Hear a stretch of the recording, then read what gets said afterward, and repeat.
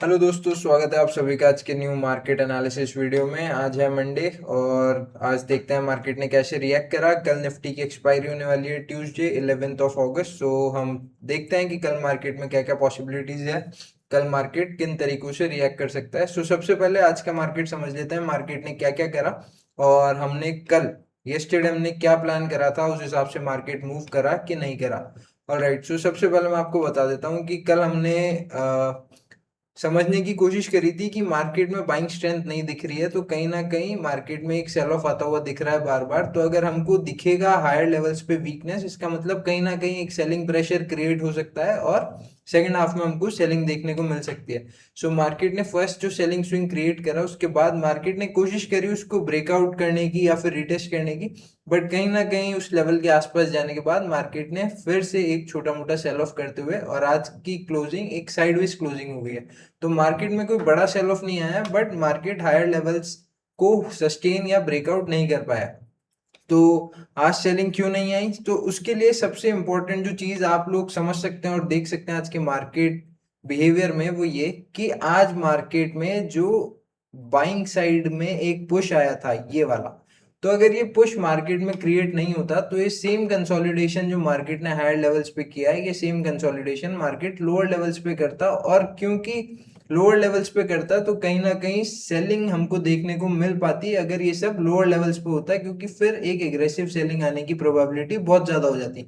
आज मार्केट ने सेलिंग इसीलिए नहीं करी क्योंकि ये सेम स्ट्रक्चर मार्केट ने हायर लेवल्स पे किया, हालांकि ब्रेकआउट नहीं दे पाया, बट ब्रेकडाउन के बाद भी कोई खास मोमेंटम देखने को नहीं मिला। और ओवरऑल भी अगर आप मार्केट देखेंगे आज, तो मार्केट टोटल जो है 24,620 से 515-20 के आसपास, तो 100 पॉइंट में आज निफ्टी ट्रेवल करा है पूरे दिन में, जिसमें से जो है फर्स्ट एक डेढ़ घंटे ही मार्केट में एक मोमेंटम देखने को मिला, पहले सेलिंग साइड फिर हायर एंड अपसाइड, और उसके बाद market sideways to consolidation phase में ही रहा है। सो हम समझ लेते हैं कि कल मार्केट कैसे रिएक्ट कर सकता है, क्या क्या पॉसिबिलिटीज है। सबसे पहले हम मार्क कर लेंगे मेजर रेजिस्टेंस लेवल।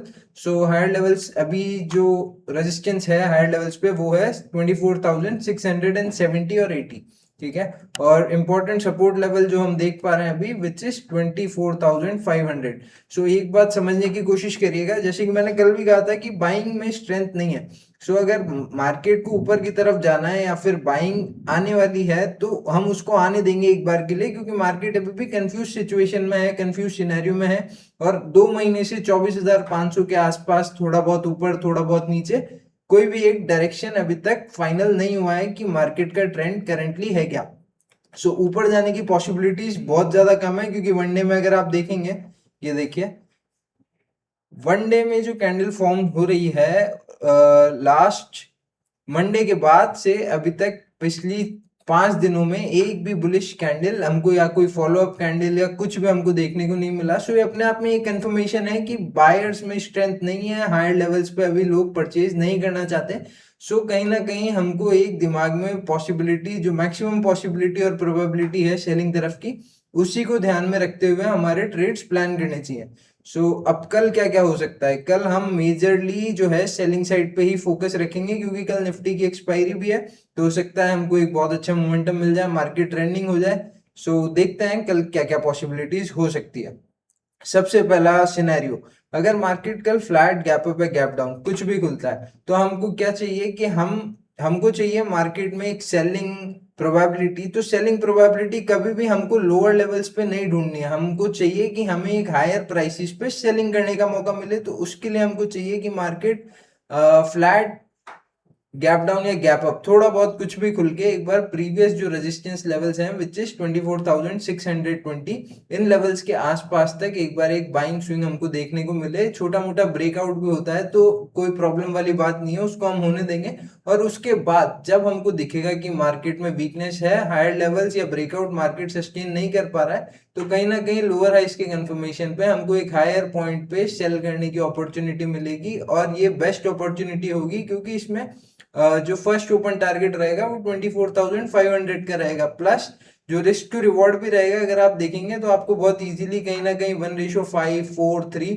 बहुत ही अच्छा रिस्क टू रिवॉर्ड मिल सकता है। So this will be the first scenario जिसकी सबसे ज्यादा मैक्सिमम प्रोबेबिलिटी है कल मार्केट इन तरीकों से रिएक्ट कर सकता है। और हो सकता है कि कल क्योंकि निफ्टी की एक्सपायरी है तो सेकेंड हाफ में हमको एक एग्रेसिव सेलिंग देखने को मिल जाए, तो इन चीजों की प्रोबेबिलिटी बहुत ज्यादा है। अब सेकंड, मैंने अभी कहा कि हमें कोशिश करनी चाहिए कि मार्केट में सेलिंग करनी है तो हायर लेवल्स पे हमको एंट्री पॉइंट्स मिले या फिर अपॉर्चुनिटीज मिले। बट एक पॉसिबिलिटी इस भी चीज की है कि कल मार्केट हमको गैप डाउन होता हुआ दिख जाए, फ्लैट टू गैप डाउन, और उसके बाद ही मार्केट जो है डायरेक्ट 24,500 का जो लेवल है यहाँ पर कंसोलिडेट करके, इससे पहले ही कंसोलिडेट करके ब्रेक डाउन दे दे, या फिर इसको ब्रेक डाउन करने के बाद कंसोलिडेशन देके और फिर फर्दर कंटिन्यू कर दे। तो ये दोनों चीजें ही पॉसिबल है सेकेंड हाफ में वापस से। अगर मार्केट फ्लैट या गैप डाउन खुलता है तो अगर 24,500 से मान के चलिए 20, 30, 40 पॉइंट के आसपास अगर मार्केट ओपन होता है तो बहुत ज्यादा प्रोबेबिलिटी इस चीज की भी है कि फिर मार्केट जो है वेट नहीं करेगा लोअर लेवल्स पे, मार्केट को निकल जाना पड़ेगा वहां से एक कंसोलिडेशन के बाद या एक छोटे मोटे रीटेस्ट के बाद। तो यहाँ पर भी आप एग्रेसिवली सेल कर सकते हैं। ठीक है, सो यही दो पॉसिबिलिटीज हैं जिनको हम ध्यान में रखते हुए कल के लिए सेलिंग ट्रेड्स प्लान करेंगे। दोनों ही बहुत इंपॉर्टेंट है, और क्योंकि मार्केट सेलिंग की तरफ हमको ज्यादा बेंड होता हुआ भी दिख रहा है, क्योंकि बायर्स में स्ट्रेंथ बिल्कुल भी नहीं दिख रही है, और ये आपको भी समझ में आ रही होगी बात स्ट्रक्चर देखते हुए, 1 डे की कैंडल्स, 1 वीक की कैंडल्स, सारी चीजें देखते हुए, क्योंकि 24,500, 600 ये लेवल्स नहीं निकल पा रहे हैं, इसका मतलब इंटरेस्ट नहीं है अभी बायर्स का।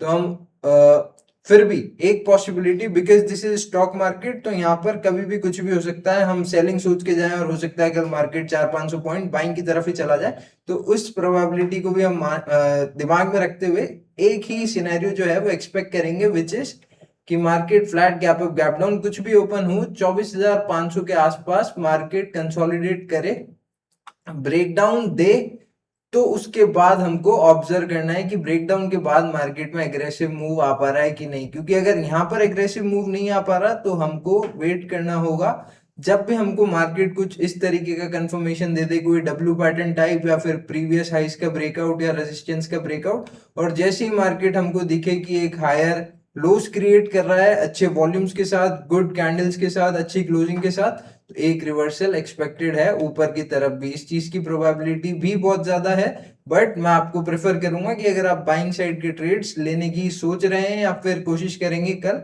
तो अपनी क्वांटिटीज को 30% ही आप इंट्रोड्यूस करिएगा, क्योंकि अननेसेसरी लॉसेस हो सकते हैं। बाइंग में overall structure is bearish as of now, negativity दिख रही है मार्केट में, बुलिशनेस बिल्कुल भी नहीं है, स्ट्रेंथ नहीं दिख पा रही है।